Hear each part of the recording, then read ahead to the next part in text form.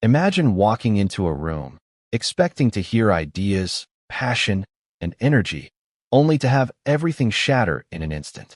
That's what happened to Charlie Kirk on a sunny Wednesday afternoon at a university in Utah. One of America's most outspoken conservative voices, a man who had dedicated his life to activism and shaping the next generation, was suddenly gone. And in the moments that followed, the nation would be left grappling with shock, grief, and questions that have no easy answers. The news hit like a thunderclap. Charlie Kirk, founder of Turning Point USA, known for his fiery speeches and staunch support of former President Donald Trump, had lost his life while addressing an audience. Attendees described screams, chaos, and disbelief, the type of fear you never think you'll encounter in a classroom or lecture hall. But that day, fear became tangible, almost suffocating. Students ducked for cover. Staff members frantically dialed for help. Somewhere amidst the panic, one person made a decision that would ultimately lead authorities to a suspect, though the nation would be left wondering how much more there was to the story. Before we continue, please hit the like button, subscribe to the channel, and turn on the notification bell for updates. Donald Trump, hearing the news, reportedly broke down in front of aides and advisors. This was no ordinary political loss. To Trump, Charlie Kirk was not just an ally. He was a friend, a confidant, someone whose voice had amplified his vision of America. In private conversations, he reportedly wept, recounting his disbelief, his sorrow, and the sudden, incomprehensible absence of someone he had mentored and supported. Imagine the weight of that grief, the intensity of knowing someone you trusted and relied on was gone in a single heartbeat, and that the perpetrator might still be out there. The scene was heart-wrenching, and the emotional ripple extended far beyond the walls of Utah University.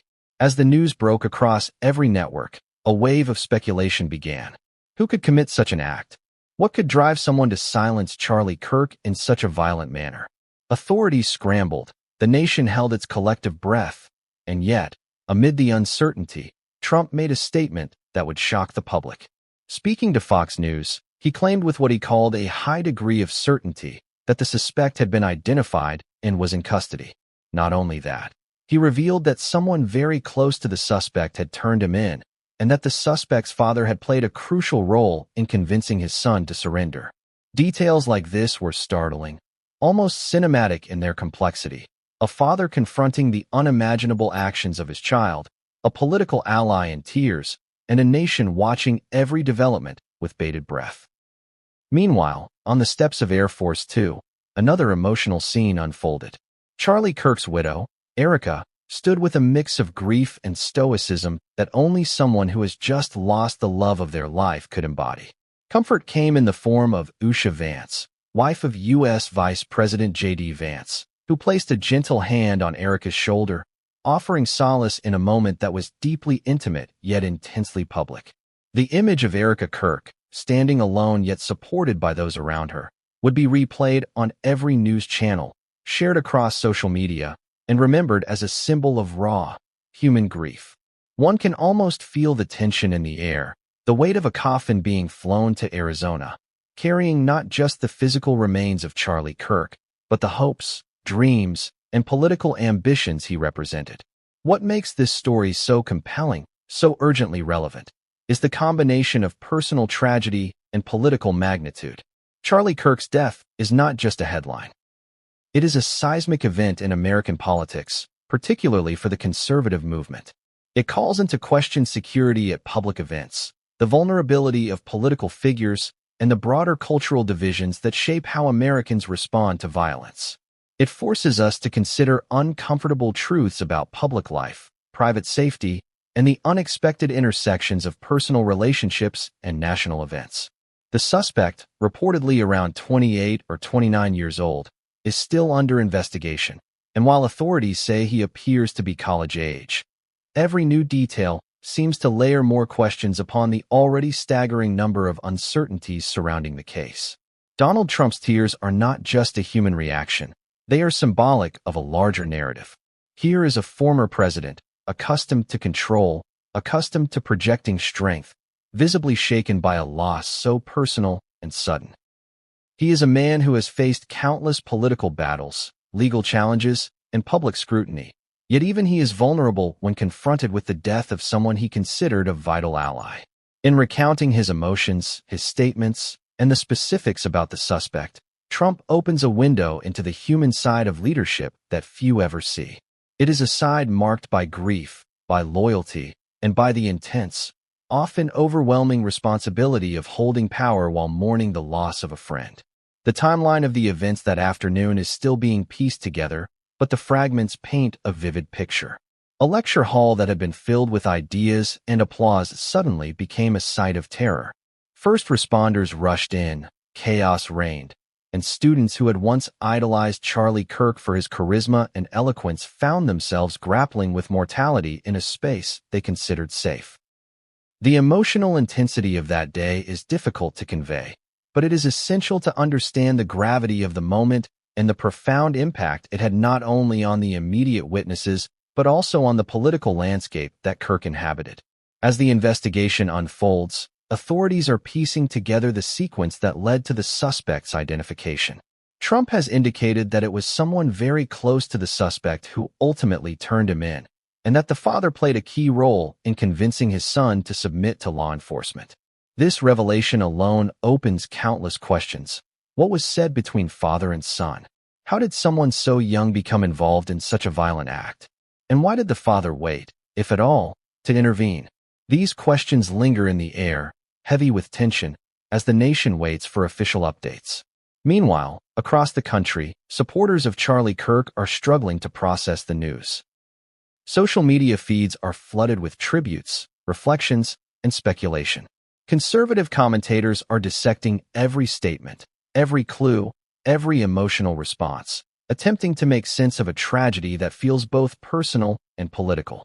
The narrative is rapidly evolving, and as more information comes to light, each revelation seems to deepen the mystery rather than resolve it.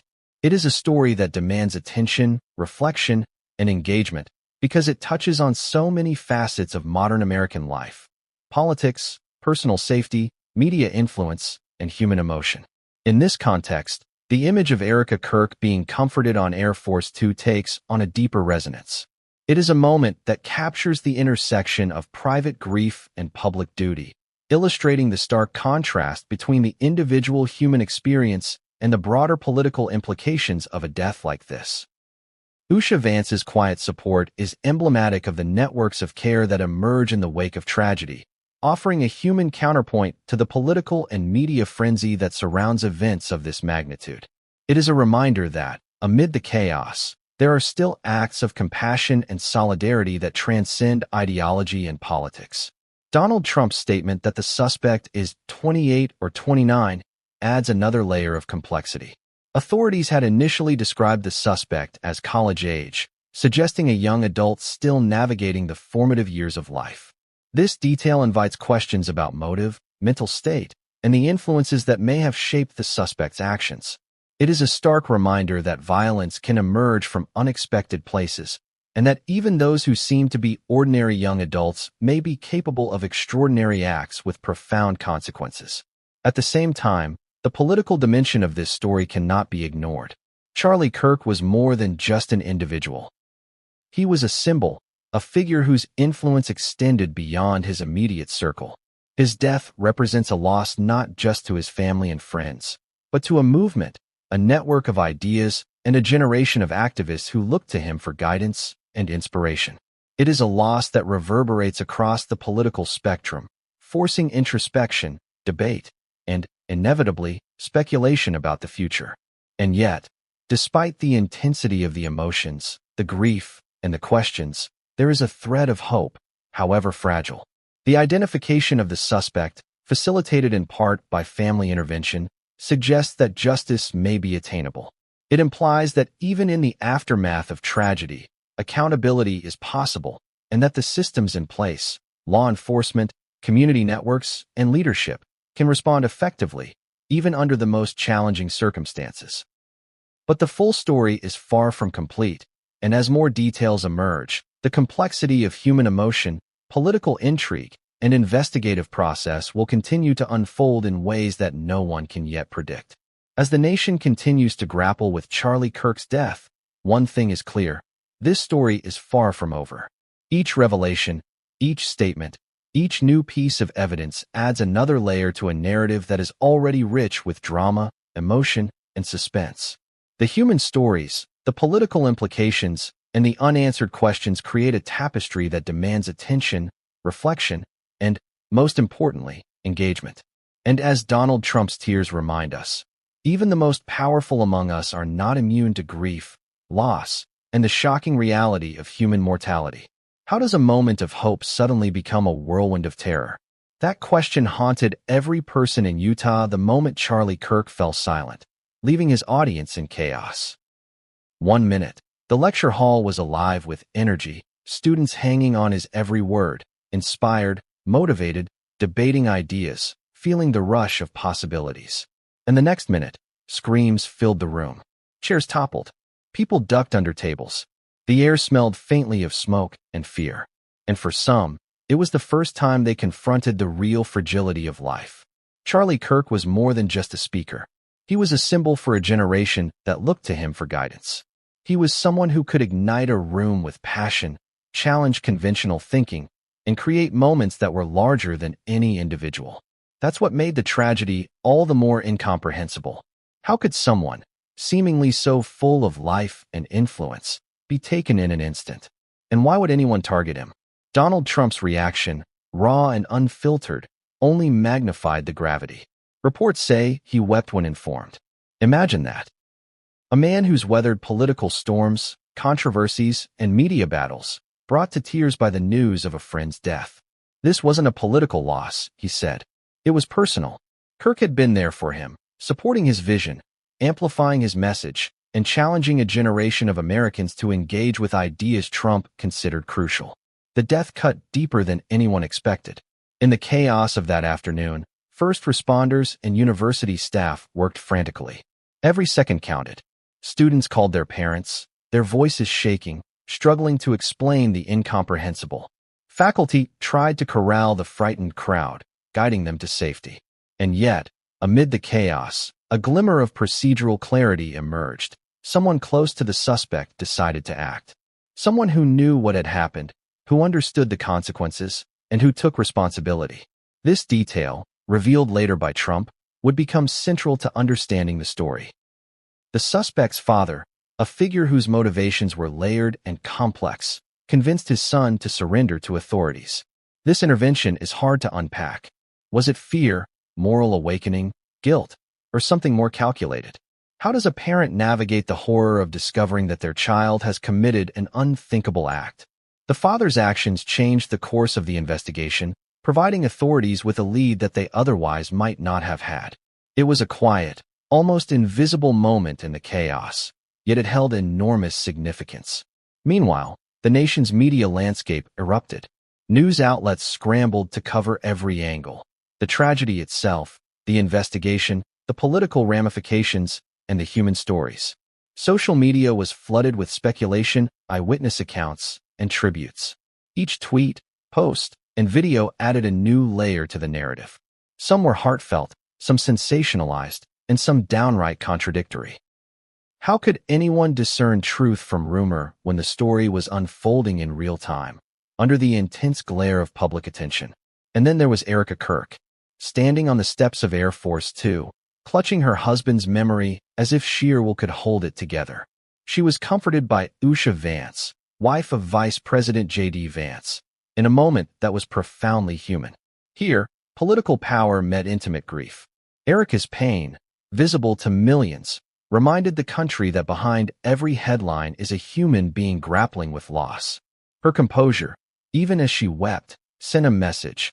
Grief can be both private and public, personal yet shared. But the questions kept mounting.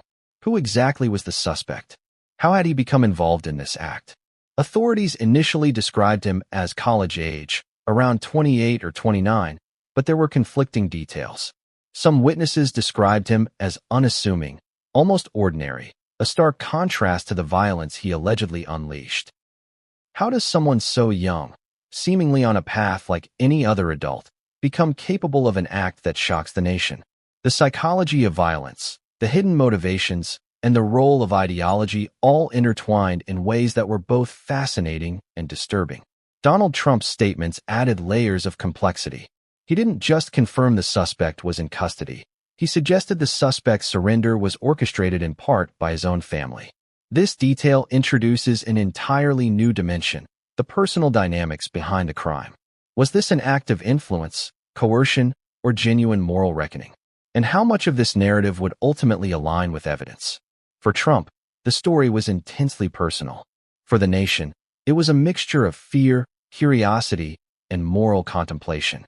As investigators worked tirelessly, piecing together the events of that day, they faced enormous pressure. The public demanded answers, media outlets pressed for access, and families of the victims sought closure. Every statement, every revelation, was analyzed for hidden meaning. And in the midst of this scrutiny, the story became more than just an investigation. It became a national conversation about violence, political passion, and the boundaries of civic engagement. How do we balance freedom of expression with personal safety? How do we prevent tragedy in spaces that are meant to be safe, educational, and inspiring? Yet despite all the attention, the narrative remained incomplete. The suspect's motivations, his connections, and the role of his family were just beginning to surface. Witnesses' accounts were sometimes contradictory, creating a tapestry of tension and suspense.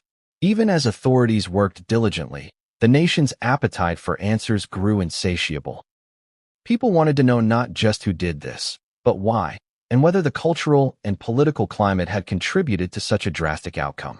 And in the background, Donald Trump's own emotional journey unfolded. A man who had led a nation, faced impeachment, and navigated global crises, now confronted a very personal sense of vulnerability. How does someone process the violent loss of a close ally while maintaining public composure? How do you balance grief with the responsibility of leadership and influence? Trump's tears, reported and shared widely, humanized him in a way few public moments ever have.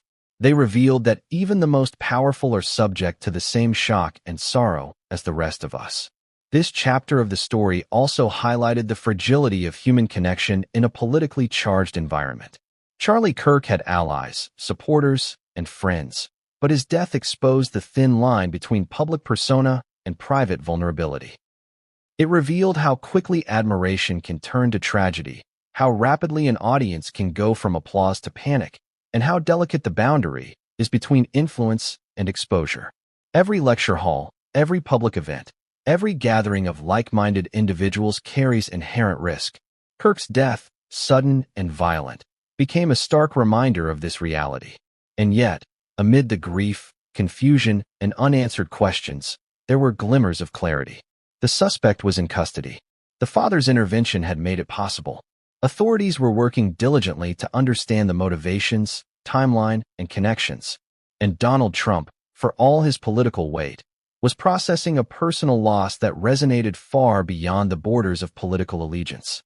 Each revelation seemed to layer more complexity on the story, drawing the audience further into a narrative that was part human drama, part political thriller, and part unfolding investigation. As the day turned into evening, and the nation attempted to process the events, one thought lingered in the minds of those following the story closely. What could have prevented this tragedy? Was it the environment, the political climate, the individuals involved, or an unfortunate confluence of circumstances? And most pressing of all, what else would come to light about the suspect, his motivations, and the role of those closest to him? These questions kept journalists, investigators, and the public on edge, knowing that the next revelation could redefine everything they thought they understood about that fateful afternoon. But as night fell over Utah and Arizona, one chilling reality became apparent. The story was far from over.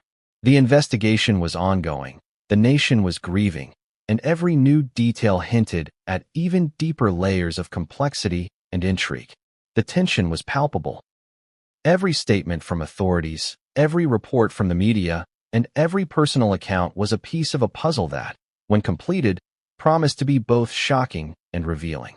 And just as the nation began to settle into this uneasy vigilance, another report surfaced, one that would shake the narrative to its core and leave everyone questioning everything they thought they knew. The next morning, the world woke to breaking news that set social media on fire. The suspect had been officially identified, and the investigation was revealing layers nobody expected. Was this a calculated attack, or a spontaneous act of rage? Every headline, every tweet, and every broadcast tried to answer the question, but the answers seemed to multiply faster than they could be confirmed. Authorities released a statement. The suspect was a 28 or 29-year-old man, college-educated, with no known history of violent crime. The characterization was almost ordinary, and yet, the act he committed was anything but.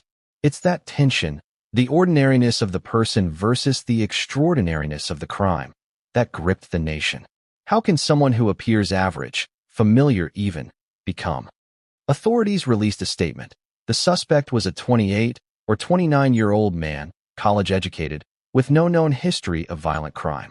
The characterization was almost ordinary, and yet, the act he committed was anything but. It's that tension, the ordinariness of the person versus the extraordinariness of the crime, that gripped the nation.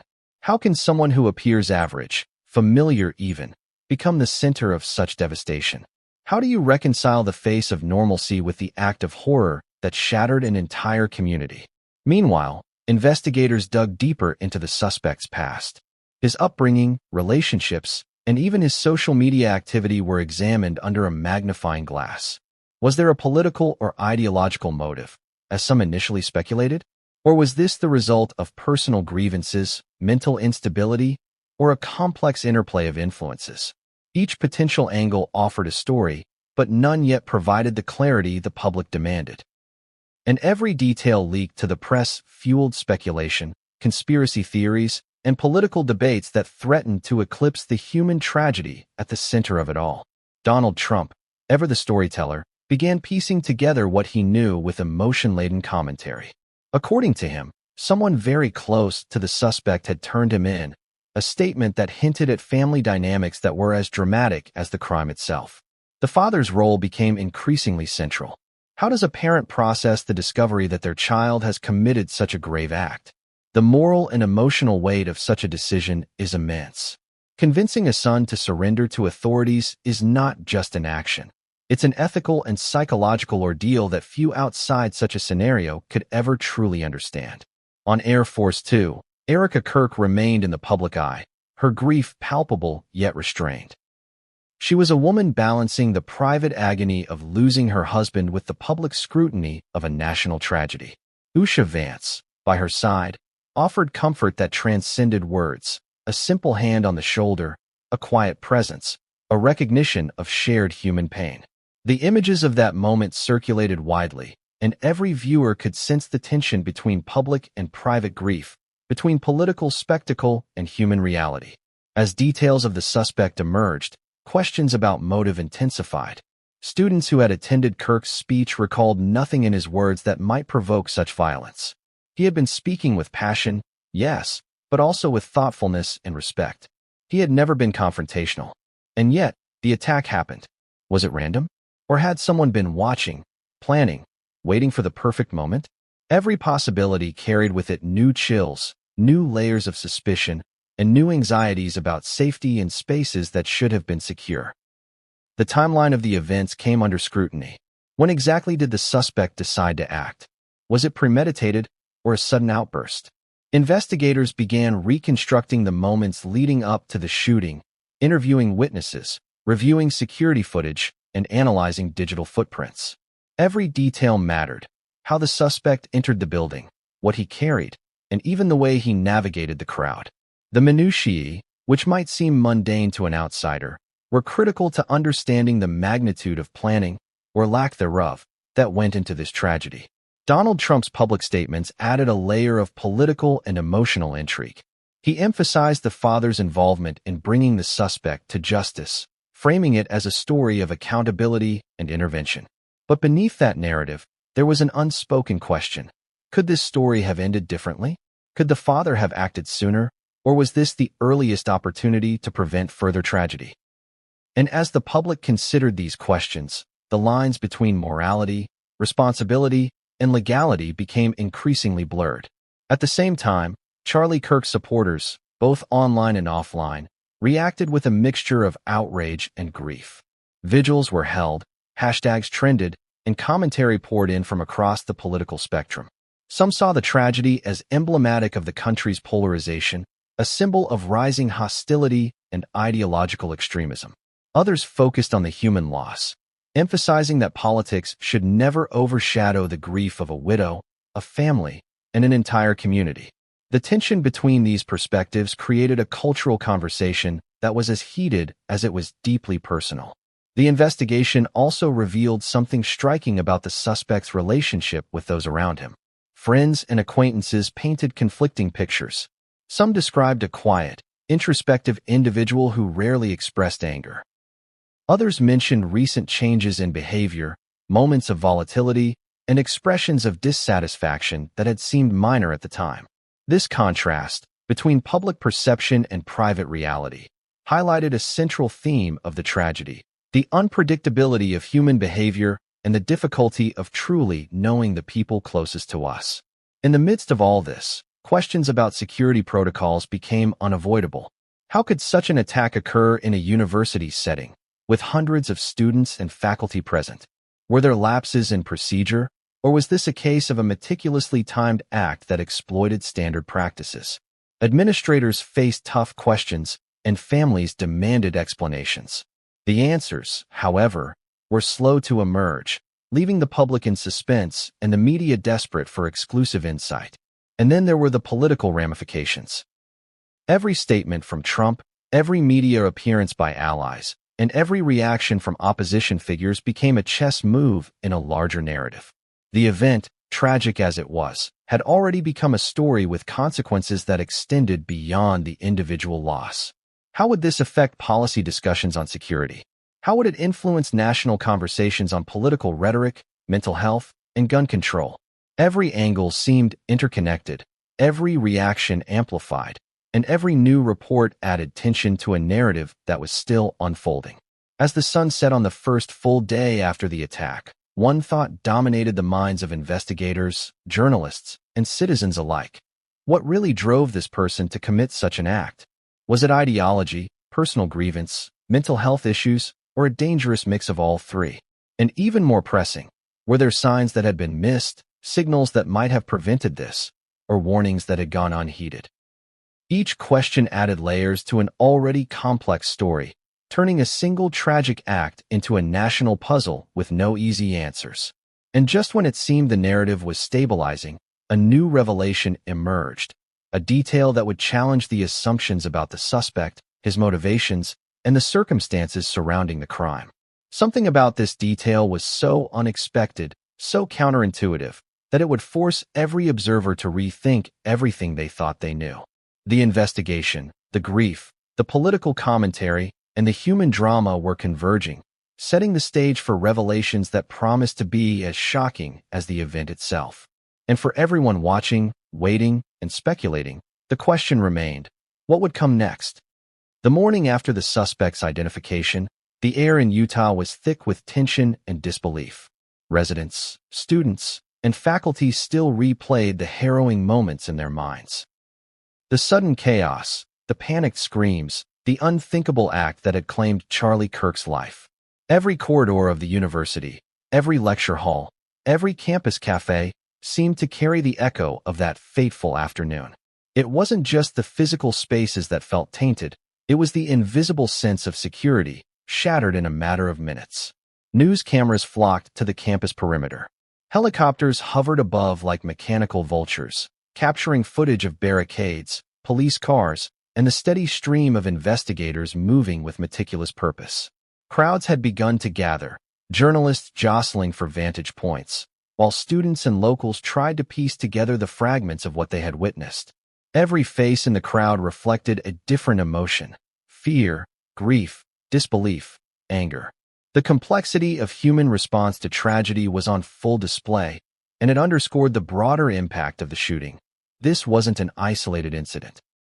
It rippled outward, touching everyone in its orbit. Authorities confirmed that the suspect had indeed been taken into custody thanks to his father's intervention. But questions lingered. What prompted this sudden act of conscience? What conversations occurred between father and son that culminated in the surrender? The public would never know the exact words exchanged, but speculation ran rampant. Did guilt finally weigh too heavily? Was it fear of consequences? Or was it something more complex, a moral reckoning that struck at the core of a familial bond? Meanwhile, Donald Trump returned to the public eye, his statements blending factual reporting with emotional storytelling. Somebody very close to him turned him in, he told Fox News, emphasizing the role of the father. He detailed the suspect's age, 28 or 29, contrasting it with earlier reports that described him as merely college-aged. The precision in Trump's statements gave the impression of inside knowledge, a closeness to the unfolding drama that captivated the public. Was he privy to intelligence that the public wasn't? Or was it a strategic framing to maintain narrative control? In Arizona, Charlie Kirk's widow, Erica, was grappling with grief that was both private and public. Every gesture was magnified, every moment captured by cameras. Usha Vance, comforting her on the steps of Air Force Two, offered a quiet presence, a hand on a shoulder that spoke volumes. The image of that gesture circulated widely, becoming a symbol of solidarity amidst tragedy. But beneath the surface, Erica's pain was raw and unfiltered. Losing a partner is always devastating, but to lose someone in such a public and violent manner magnified every emotional fracture. Back on the ground in Utah, investigators pursued multiple angles to understand the motive behind the shooting. Was the suspect's ideology aligned with any extremist group? Were there personal grievances with Charlie Kirk himself? Or was this an individual acting on a private vendetta, unrelated to public perception? Each possibility opened new doors of inquiry. Digital footprints, emails, social media activity, all were meticulously examined. Each detail, no matter how trivial it seemed, could hold the key to unraveling the mystery. Students who had been present at the event were interviewed repeatedly. Their accounts varied, as eyewitness testimonies often do, but patterns emerged. Most described an ordinary day that had turned extraordinary in an instant. The suspect had blended in, as if he were just another attendee, only to reveal his intentions in a way no one could have anticipated. The unpredictability of human behavior once again proved central. How do you anticipate malevolence when it hides behind the familiar? As the investigation deepened, journalists uncovered troubling details about the suspect's life. Sources hinted at a history of volatility and escalating behavior over the past several months. Friends reported mood swings, obsessive interests, and a fixation on political narratives that sometimes bordered on paranoia. There were mentions of disagreements with peers, subtle threats dismissed as jokes, and moments of isolation that hinted at a growing internal storm. These revelations painted a portrait of a man whose descent into violence may have been gradual, almost imperceptible until it culminated in catastrophe. Donald Trump, always attentive to symbolism and optics, began framing the story as one of accountability and intervention. By highlighting the father's role in convincing the son to surrender, he turned a family's moral reckoning into a narrative of justice and civic responsibility. But this framing also raised questions. Why hadn't earlier signs prompted intervention sooner? Could tragedy have been avoided with more awareness, more vigilance, or more timely action? And while these questions swirled in public discourse, the personal grief of Erica Kirk remained untouched, unquantifiable, and uniquely devastating. Meanwhile, conspiracy theories began to circulate, fueled by social media and partisan commentators. Some suggested the attack was orchestrated by political rivals. Others claimed it was staged for media attention or to advance a particular agenda. While law enforcement dismissed most of these claims, the narratives proliferated, illustrating the dangerous intersection of tragedy, politics, and the digital age. In moments like this, misinformation spreads faster than facts, shaping perception and inflaming passions in ways that are both unpredictable and potentially harmful. Security protocols on campuses nationwide were suddenly under scrutiny. Administrators reviewed emergency response procedures, police presence, and event security measures. Questions arose. Were there lapses? Could this have been prevented with stricter checks? Or was the incident so meticulously planned that even the best systems would have failed? The answers were complicated, layered, and sometimes contradictory, leaving communities anxious and unsettled. As the day wore on, public attention turned toward the grieving process. Vigils were organized, messages of support flooded social media, and local leaders spoke at memorials. But amidst the collective mourning, individual stories emerged, students recounting moments of heroism, faculty describing the moments they tried to shield others, and friends of the victim sharing personal anecdotes that painted a picture of a man far more complex than headlines could convey. These personal narratives added texture and depth to the national tragedy, reminding the public that beyond political affiliations and media narratives, there were human lives forever changed. Then, late in the evening, a new piece of information leaked from an undisclosed source. Something about the suspect's background, something that had been hidden in plain sight, suggested a motive that contradicted everything authorities had publicly stated. It wasn't ideological or purely personal or even entirely rational. It was something else entirely, a revelation that would challenge the prevailing assumptions and force every observer to reconsider what they thought they knew. The stage was set for a deeper unraveling of the story. Investigators, journalists, and the public alike were on the precipice of new revelations, facts that would shock, confuse, and perhaps even anger. And as night fell over the nation, one thought lingered. What secrets lay buried beneath the surface of this tragedy, waiting to be uncovered, waiting to rewrite the story everyone thought they understood? As the nation struggled to comprehend the shooting, one detail began to dominate conversations in ways no one anticipated: the role of social media in both the lead-up to and aftermath of the tragedy. Platforms that had once been celebrated for their connectivity now came under scrutiny for amplifying voices that may have influenced the suspect. Every tweet, every post, every shared video became a potential clue, a potential trigger, a potential spark for broader societal debate. Was the suspect influenced by rhetoric online, or was he already predisposed, waiting for the right moment? And if influence had played a role, who bore responsibility? The platforms, the creators, or the individual himself? Meanwhile, in Arizona, the funeral preparations for Charlie Kirk continued in a tense, emotionally charged environment. Erica Kirk, resolute yet fragile, was navigating the impossible balance between mourning privately and engaging with a grieving public. The media presence was overwhelming. Helicopters hovered overhead, capturing footage of grieving students, fellow activists, and political figures paying their respects.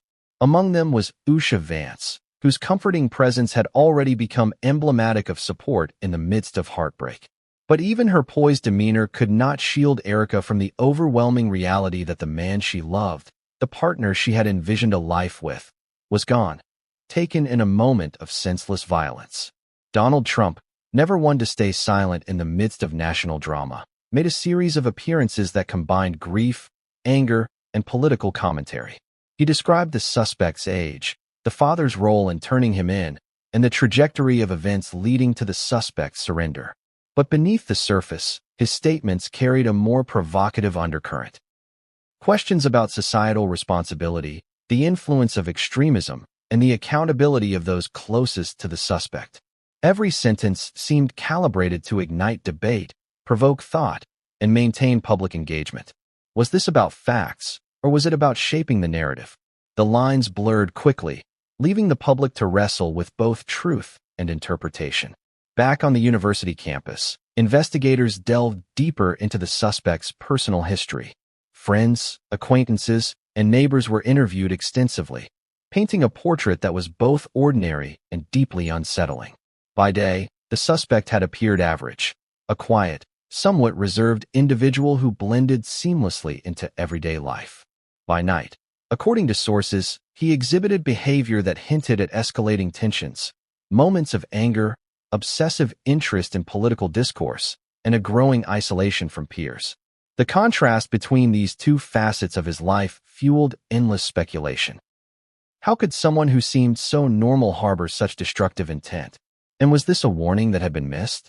Authorities also began examining the timeline of events with microscopic precision. They retraced the suspect's steps, reconstructing the moments before, during, and after the shooting.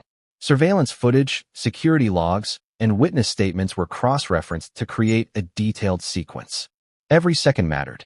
How did the suspect move through crowded spaces undetected? How did he position himself to maximize impact? And crucially, were there any signs, however subtle, that could have tipped off authorities or bystanders before tragedy struck? The answers were painstakingly assembled, yet they raised as many questions as they answered. Donald Trump's commentary on the father's involvement added another layer of complexity. The father, described as having persuaded his son to surrender, became a central figure in a narrative that combined accountability, morality, and family dynamics. But what does it take for a parent to confront such an unimaginable reality? To plead, to argue, to reason with a child capable of violence? The moral weight of such an action was immense. And as the public digested these details, a deeper question emerged. Had intervention come too late, or was this the earliest possible moment of resolution? In parallel, social media continued to churn. Supporters of Charlie Kirk flooded platforms with messages of grief and solidarity. Critics, skeptics, and conspiracy theorists circulated alternative narratives, ranging from politically motivated claims to entirely fabricated stories. The speed at which misinformation spread was staggering. It wasn't just about facts versus fiction, it was about perception, emotion, and influence. Every post, every retweet, every share became part of the collective meme. In parallel, social media continued to churn. Supporters of Charlie Kirk flooded platforms with messages of grief and solidarity. Critics, skeptics, and conspiracy theorists circulated alternative narratives, ranging from politically motivated claims to entirely fabricated stories. The speed at which misinformation spread was staggering. It wasn't just about facts versus fiction, it was about perception, emotion, and influence. Every post, every retweet, every share became part of the collective memory of the tragedy, shaping how millions understood, processed, and reacted to the event. Meanwhile, the investigation revealed inconsistencies in witness accounts that added intrigue and tension. Some described the suspect as calm, methodical, and composed. Others described erratic movements, sudden outbursts, and a disjointed presence. These contradictions created an enigmatic profile, making it increasingly difficult for both the public and investigators to understand the suspect's state of mind. Was he deliberate or impulsive? Rational or irrational?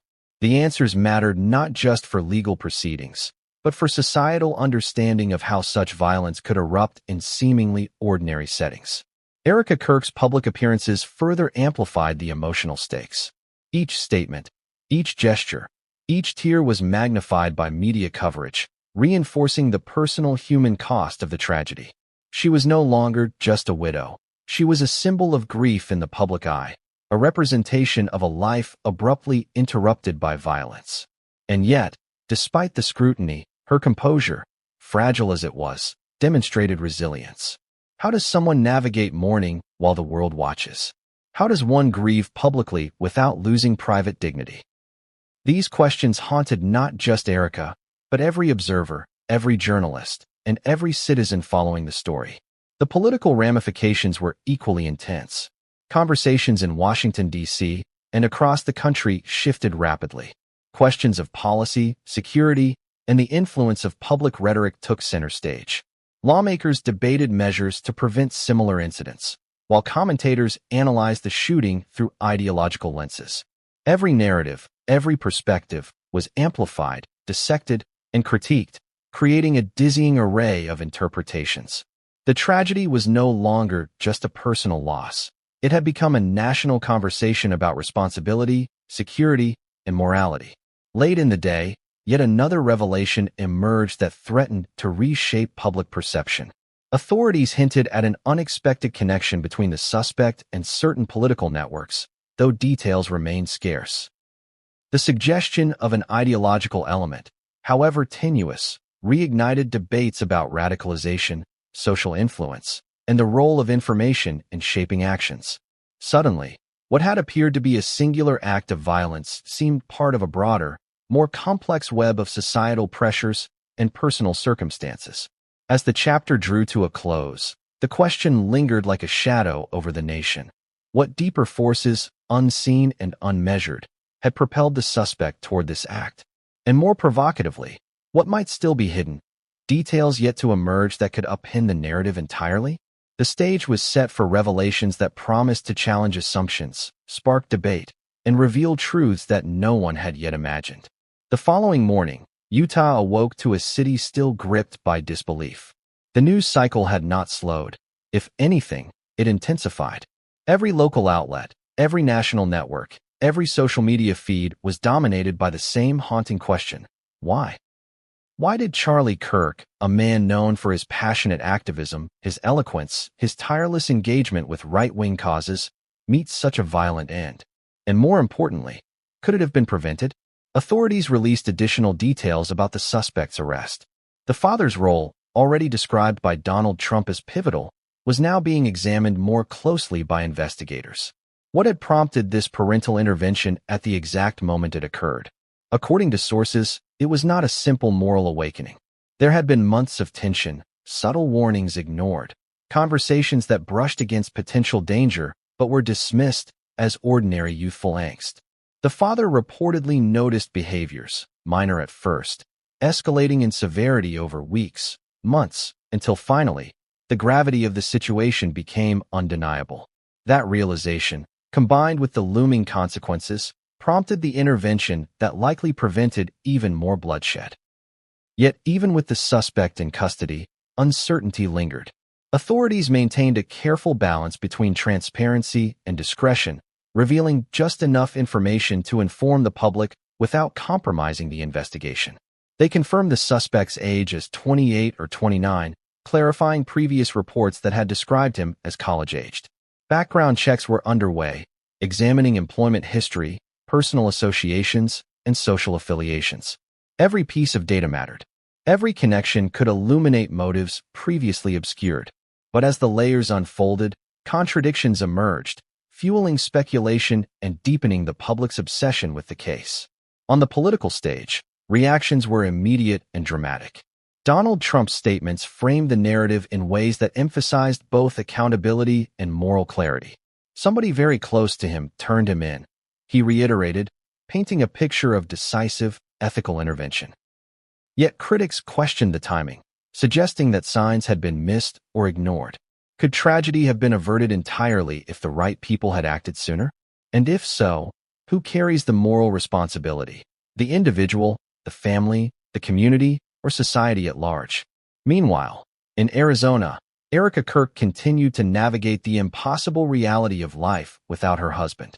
Public appearances, once planned meticulously, became spontaneous acts of endurance. The image of her being comforted by Usha Vance had gone viral, circulating across platforms as a symbol of both support and shared grief. But the viral nature of her mourning carried its own burdens.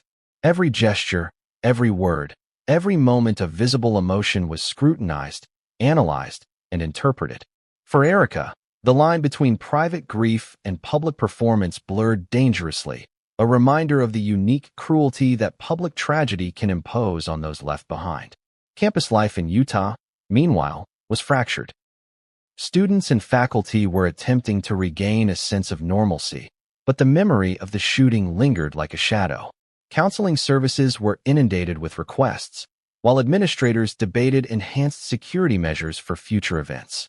The psychology of trauma was evident in every interaction. Students avoiding hallways where they had witnessed chaos, faculty hesitating to return to lecture halls, the community collectively hyper-aware of vulnerability. How do you return to ordinary life after witnessing the extraordinary unraveling of safety? The answer, it seemed, was slow, painful, and uncertain. Social media continued to play a pivotal role. Analysts noted a surge in posts regarding both Charlie Kirk's legacy and the suspect's background. The dissemination of information was relentless, ranging from heartfelt tributes to unverified rumors. In some cases, misinformation spread faster than official statements, highlighting the challenge of controlling narratives in a digital age. The rapid-fire exchange of posts, likes, and shares became a battlefield for perception, shaping public opinion even before facts were fully established. How do communities reconcile the immediacy of social media with the deliberate pace of investigation? It was a question that everyone from journalists to ordinary citizens grappled with daily. The suspect's personal life, came under unprecedented scrutiny. Friends and acquaintances described a complex, sometimes contradictory individual. Outwardly, he appeared average, socially engaged, academically competent, professionally stable.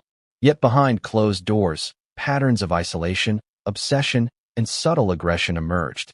Some accounts spoke of increasing preoccupation with political figures and rhetoric, particularly online, while others noted erratic behavior and emotional volatility. It was as if two lives were coexisting in one body, one outwardly mundane, the other quietly spiraling toward catastrophe. Donald Trump's commentary continued to dominate public discourse. He painted a narrative that emphasized moral intervention, but also hinted at broader societal lessons. His statements suggested that responsibility, awareness, and decisive action could mitigate threats before they manifested violently. Yet the public remained divided. Some embraced his framing as evidence of moral clarity and leadership. Others criticized it as opportunistic, designed to control the narrative and shape political perception. The intersection of tragedy and politics, it seemed, was an unavoidable and deeply uncomfortable reality. Meanwhile, reports surfaced about the suspect's communications in the days leading up to the shooting. Investigators were piecing together text messages, emails, and social media interactions, searching for patterns, triggers, or explicit statements of intent. Preliminary reports suggested an escalation, a growing fixation on certain individuals, frustration with perceived injustices, and a series of minor confrontations that, in hindsight, may have foreshadowed the violence. But the puzzle was incomplete. Which of these behaviors were mere coincidence, and which were harbingers of tragedy? Determining that distinction would be critical in both legal proceedings and broader societal understanding. In Arizona, the public memorial for Charlie Kirk brought together a diverse crowd: students, activists, politicians, and everyday citizens who admired his work. Tributes poured in from across the nation, each emphasizing different aspects of his life. His commitment to conservative activism, his ability to inspire young minds, his dedication to causes he believed in passionately. Yet amidst these tributes, there was an undercurrent of tension. Discussions about security, preventive measures, and the circumstances leading to his death were unavoidable, a somber reminder that even those dedicated to shaping public discourse are vulnerable to violence.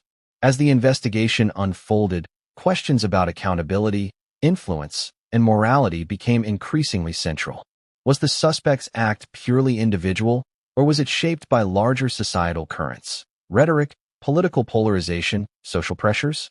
And if external influences played a role, how much weight should they carry in legal and moral judgments? These questions were not abstract. They were immediate, pressing, and deeply personal for every family, community, and citizen grappling with the aftermath. Then, late in the evening, a confidential source hinted at a previously unknown connection between the suspect and a network of online groups that had engaged in extremist discourse. The nature of the connection was not yet clear, but it suggested that the incident may have been influenced, at least in part, by external ideological forces. This revelation, unconfirmed but widely discussed, set the stage for new layers of investigation and public speculation. How deep did this connection go? And what implications did it have for understanding the broader context of the tragedy? The chapter closed with the nation caught in a state of suspended anticipation. Investigators were on the brink of critical discoveries. Public opinion was charged and polarized, and the emotional toll on Erica Kirk, her family, and the broader community continued to mount. Every day brought new revelations, new questions, and new stakes. And as night fell once again, one thought lingered in the collective consciousness. Had the full truth of what led to Charlie Kirk's death been uncovered, or was the most shocking revelation still waiting to emerge? The investigation had entered a new, more unsettling phase. With the suspect in custody, authorities turned their attention to motive, a question that seemed deceptively simple, yet every lead tangled into more complexity. The young man's life was being dissected, layer by layer, for the public, for law enforcement, for analysts, and, inevitably, for the media, which was hungry for every detail that could explain the inexplicable. Who was he really? And why Charlie Kirk? Reports emerged that the suspect had an extensive digital footprint, a trail of interactions, debates, and observations that painted a picture of someone deeply engaged, but also increasingly isolated. Online forums, chat groups, and social media exchanges were being examined meticulously. Patterns of repeated arguments, ideological echo chambers, and obsessive consumption of politically charged content suggested that the suspect had been steeped in a culture of extremism long before the shooting. But how much of this influenced his actions? Was it a matter of exposure, personal grievance, or something darker entirely? Donald Trump's comments about the father's role were now under renewed scrutiny. Analysts debated the psychology of parental intervention in extreme circumstances.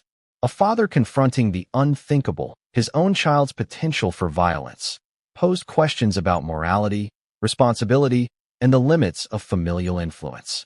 The father's ability to persuade his son to surrender was remarkable, but it also highlighted a tension between personal loyalty and civic duty. How often does such intervention prevent tragedy? And how often do we only notice after disaster strikes? Meanwhile, Erica Kirk faced unrelenting attention. Public appearances, media interviews, and political engagements became both a platform for advocacy and a crucible of grief. She spoke about Charlie's life, his ideals, and his impact on young conservatives across the nation. Her words were impassioned, her composure remarkable, but there were moments when the strain was palpable, a subtle tremor in her voice, a pause too long, a tear that refused to be contained. The cameras captured it all. Each gesture, each expression, became a symbol of loss, resilience, and the human cost of political violence. In Utah, the campus where the shooting occurred remained a scene of tension and trauma. Students returned, but their routines had changed. Security measures were increased, counseling services expanded, and conversations about safety and vigilance dominated every meeting. The physical space had been transformed. Hallways, classrooms, and auditoriums bore the weight of memory. For many, every sound, every shadow, was a reminder of what had happened and what could happen again. The suspect's legal situation began to take shape. Attorneys prepared for an intricate case that would not only examine the act itself, but also the influences leading up to it. Experts in psychology, digital behavior, and political radicalization were consulted. Every facet of the suspect's life, family history, educational background, social interactions, mental health records, was scrutinized for insight into his motivations. Was this a singular act of violence, or the culmination of years of gradual radicalization? The courtroom battles, expected to be complex and highly publicized, promised to reveal truths that many had suspected, while also leaving room for surprises no one had anticipated. Donald Trump continued to weigh in publicly, framing the narrative in a way that emphasized both accountability and personal courage. His repeated focus on the father's decisive action highlighted a theme that resonated widely, that individual intervention, when timely and decisive, can alter the course of events dramatically. Yet even as he praised the intervention, critics challenged the framing, pointing out systemic failures, warning signs, and societal conditions that may have contributed to the tragedy. The conversation quickly became a national debate about responsibility, extremism, and the mechanisms by which ordinary citizens, families, and institutions could prevent violence. The investigation revealed more about the suspect's daily life in the weeks and months leading up to the shooting. Neighbors described him as quiet, polite, and unassuming. Friends spoke of minor disputes, disagreements over ideology, and growing social isolation. Yet beneath this veneer of normalcy, a pattern of obsession and disconnection was emerging. Small red flags, some barely noticeable, were now seen in retrospect as harbingers of a violent outburst. How often do ordinary behaviors mask extraordinary danger? How can communities recognize threats before it's too late? Meanwhile, social media erupted in real time. The debate over the suspect's motives, the role of ideology, and the impact of political rhetoric raged across platforms. Analysts attempted to dissect the spread of information and misinformation, highlighting how narratives shaped public perception even before official facts were fully released. Tributes to Charlie Kirk were mingled with speculation, conspiracy theories, and ideological commentary, creating a chaotic information ecosystem that mirrored the tension and uncertainty gripping the nation. Every post, every share, Every comment contributed to an ever-expanding narrative web. In the midst of this, a previously undisclosed detail came to light. The suspect had been in communication with certain extremist influencers online, exchanging messages that suggested fascination with political figures and ideological conflicts. While investigators cautioned against jumping to conclusions, the revelation added a new layer of intrigue and fear. Had the suspect been acting in isolation, or was he influenced, if not instructed, by larger forces? And if influence was at play, what responsibility do these online communities bear in the cascade of events that led to tragedy? Charlie Kirk's grieving process, coupled with public appearances, became a focal point for discussion about the human dimension of political violence. Her presence, both mournful and defiant, served as a reminder that behind headlines and statistics are real lives affected, families shattered, and communities forced to confront trauma. How do individuals navigate personal loss under the intense glare of national attention? And how does society ensure that the grief of survivors is acknowledged, respected, and understood amid the flood of media coverage? The chapter also delved into the complex interplay between law enforcement and political figures. Statements from officials, including Trump, had to be balanced with investigative discretion. Too much information risked compromising the investigation. Too little fueled speculation and conspiracy. Every public statement became a strategic act, shaping perception and influencing public sentiment. How do authorities navigate the delicate balance between transparency, accountability, and operational security in a high-stakes, highly politicized case? By evening, the narrative had begun to take on a broader societal dimension. Questions about political polarization, social influence, and ideological extremism became intertwined with the personal story of Charlie Kirk and the suspect. Analysts debated whether the act was symptomatic of larger trends in American discourse, where political identity, online echo chambers, and social pressure could combine to produce violent outcomes. The tragedy was